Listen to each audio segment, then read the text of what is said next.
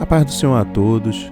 Estamos retornando para darmos continuidade à leitura da Bíblia em ordem cronológica. Hoje, no 57º dia, lendo esta linda história que Deus escreveu para nós, trago para a leitura os capítulos 6, 7, 8 e 9 do livro de Números. A inspiração do dia, a santificação do povo. No capítulo 6, destaca o versículo 2, Nazireu. A palavra Nazireu designa a pessoa consagrada e dedicada totalmente ao Senhor. A dedicação poderia durar um período determinado ou por toda a vida. Primeiro, os nazireus eram suscitados pelo próprio Deus para demonstrarem através do seu modo de vida o máximo padrão divino de santidade, de consagração e de dedicação diante do povo. O voto de nazireado era totalmente voluntário. O propósito disso era ensinar a Israel que a dedicação total a Deus deve primeiro brotar do coração da pessoa para depois expressar-se através da abnegação, do testemunho visível e da pureza pessoal. A dedicação completa do nazireu é um exemplo daquilo que todo cristão deve procurar ser. No versículo 3, beberagem de uvas. A palavra traduzida beberagem refere-se a uma bebida feita com uvas ou restos de uvas, espremidos e deixados de molho na água. No versículo 5, crescer cabelo. O nazireu devia deixar seu cabelo crescer até ficar comprido, como um sinal visível de sua separação para o Senhor. Nos ensinos de Paulo, vemos que, para o homem, cabelo comprido era normalmente uma desonra. Logo, um narizeu, com os seus cabelos longos, poderiam simbolizar sua disposição de suportar o opróbrio e a zombaria por amor ao Senhor. A proibição de aproximar-se de um morto salientava o fato de que a morte nunca foi vontade de Deus. Quando ele criou a raça humana, a morte é antítese da vida e a consequência do pecado. Por isso, um corpo morto era considerado imundo. No versículo 14, oferecerá a sua oferta. Uma vez terminado o tempo do seu voto de separação, o nazireu tinha que oferecer o mesmo tipo de sacrifício que o sumo sacerdote oferecia no dia da sua ordenação.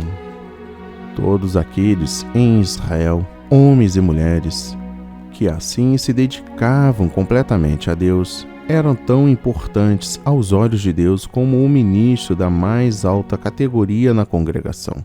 No reino de Deus, a grandeza não se baseia na posição e no poder, mas na consagração e na dedicação. No versículo 20, o nazireu, decorrido o tempo do seu voto, o nazireu podia beber vinho. Deus ainda não tinha proibido especificamente o uso de yain fermentado. Na ocasião, em apreço, a proibição do vinho tinha a ver somente com a total consagração pessoal a Deus. À medida que progrediu a revelação divina, Deus posteriormente declarou expressamente que todo o seu povo devia abster-se do yain fermentado e embriagante. No versículo 23, abençoareis os filhos de Israel. Os versículos 22 a 27 demonstram como Deus graciosamente abençoa os seus quando conservam a pureza na congregação e expressam um tipo de devoção sincera, vista no voto do nazireu. Abençoar transmite a ideia da presença de Deus e a sua operação e amor na vida e no meio ambiente da pessoa. Primeiro, essa bênção era impetrada sobre os servos fiéis de Deus, de conformidade com as condições que ele já estabelecera. Segundo, era tríplice a bênção sacerdotal: a outorga da bênção de Deus e da sua proteção contra os poderes malignos e tudo que se opusesse ao bem-estar humano.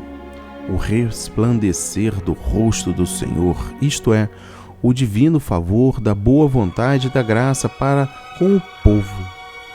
A graça é a misericórdia, amor e o poder salvífico de Deus. O levantamento do rosto do Senhor sobre o seu povo, isto é, seu cuidado e provisão amorável para com ele. A dádiva de Deus é a paz. Paz, o shalom, significa estar completo, sem nada faltar e recebendo tudo que é necessário para que a vida seja realmente vida. Isto inclui a esperança de um futuro ditoso. O inverso da paz não é somente a falta de harmonia, é também o mal em todas as suas formas. Terceiro, a bênção de Deus sobre o seu povo resultaria na salvação brilhante como tocha acesa entre todas as nações. No capítulo 8, trago destaque dos versículos 6 a 26. Os levitas. Estes versículos descrevem a purificação e a consagração dos levitas, designados para ajudar os sacerdotes no ministério do culto. No versículo 11, os levitas por oferta de movimento. A expressão hebraica usada aqui é a mesma de Levíticos 7, versículo 30, traduzida por oferta movida. Essa oferta era a porção do sacrifício pacífico pertencente aos sacerdotes. Era movida em direção ao santuário como sinal de que era dedicada a Deus, e a seguir movida em direção ao ofertante ou sacerdote, indicando agora que o Senhor estava colocando a oferta à disposição do ofertante. Neste texto, os próprios levitas são chamados de oferta movida ao Senhor. Como eles não podiam ser literalmente movimentados, sua dedicação era efetuada simbolicamente.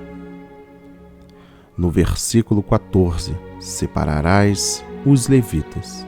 Os levitas, pelo seu exemplo, simbolizavam a separação preconizada por Deus, que deveria caracterizar a totalidade da nação de Israel.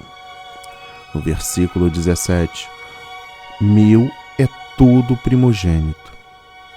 Todos os filhos primogênitos dos israelitas pertenciam ao Senhor.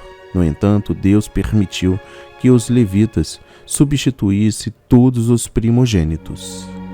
E por último, capítulo 9, dos versículos 15 a 23. Nuvem, fogo. A nuvem de dia, que à noite assemelhava-se a fogo, era um sinal da divina provisão, proteção e direção para Israel no deserto. Primeiro, a Bíblia frisa que o povo devia partir ou permanecer onde estava somente quando o sinal sobrenatural isso indicasse. Mesmo assim, a orientação divina não supria a necessidade da sabedoria e planejamento humanos, pois Moisés pediu que Obabe os aconselhasse quanto aos melhores lugares para acampar no deserto. Segundo, obedecer a Deus e seguir a sua vontade dependem, pois, tanto da orientação sobrenatural de Deus quanto da nossa reflexão e saber, baseados nos princípios da sua palavra. É importante que permaneçamos perto dele todo o tempo e não nos distanciemos da sua proteção e vontade. Terceiro e último, a promessa que Deus fez de guiar o seu povo do Antigo Testamento continua atual para os crentes. Ele nos guiará mediante a sua palavra e seu Espírito. Ele guiará os caminhos de todos aqueles que o reconhecerem. Que a leitura de hoje toque o seu coração e transforme a sua vida em nome de Jesus.